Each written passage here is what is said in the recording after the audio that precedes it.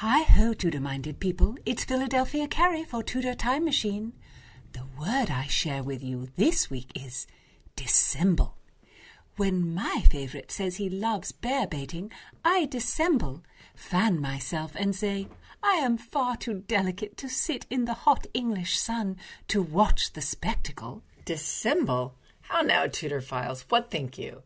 If you're new here, I'm Gage. I'm Jessica. And we're here with Philadelphia Carey for Tudor Word of the Week. Don't miss a word. Subscribe on YouTube and give me a like. Dissemble means to hide your true feelings under a false appearance, or to lie about what a situation actually is. At court, we are often forced to dissemble to please the Queen.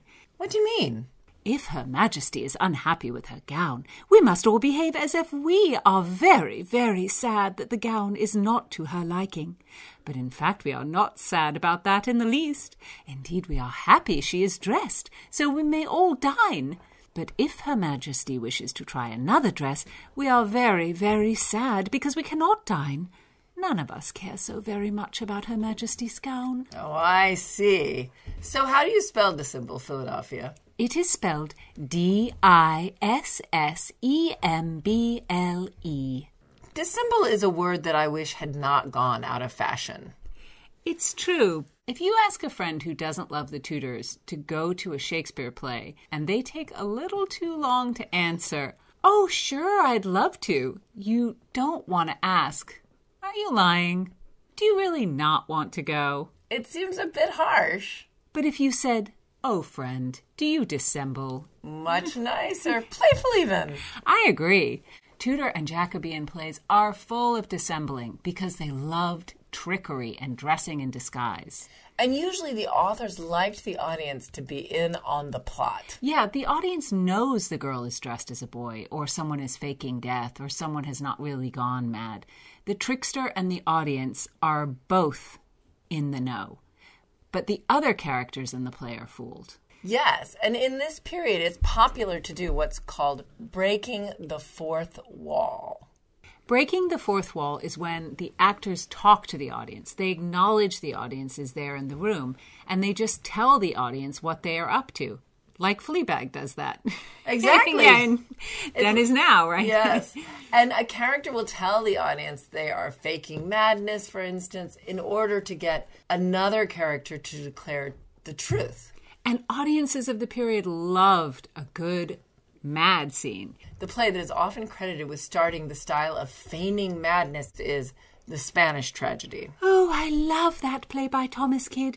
It is so disturbing. It is a hyper-violent play. One of the main characters even bites off his own tongue to make a point. Just so many gory deaths. Oh, my. Yes, kind of like John Wick, Kill Bill, or even one of those Taken movies. Someone is avenging a wrong. What's the plot of The Spanish Tragedy, Philadelphia? A young and handsome soldier, Horatio, arrives home from a battle to meet his true love, but he is murdered, and his father, Geronimo, decides to take revenge, and then so many people die. Our word of the week, dissemble, is used when the father, Geronimo, decides to fake madness or insanity to hide his out-of-control violent tendencies and to keep his victims from suspecting him. So he lets the audience in on his plan. He tells the audience in a very long soliloquy that opens, "Vindicta mihi,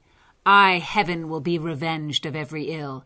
And vindicta mihi means vengeance is mine in Latin. It's very strong. It's a super strong opening. He just walks out onto the stage after the wrongful death of his son and declares to the audience, vengeance is mine, and then he just starts dealing death. It's in this soliloquy that he uses our word of the week. Philadelphia, when does he say dissembling? He is planning to feign madness. He says, "Thus, therefore, will I rest me in unrest, dissembling quiet in unquietness, not seeming that I know their villainies, that my simplicity may make them think that ignorantly I will let all slip."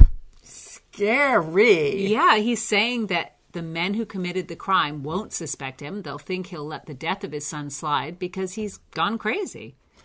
But it is not true. He will not let it slide. He dissembles. This is such a fun play. I mean, fun in a gory and terrible way. Audiences love for the bad guys to get their just desserts, and the revenge tragedy is here to stay. Give heed, Tudorphiles. Bring some 16th century sauce to your vocabulary with dissemble. Subscribe on YouTube and give me a like.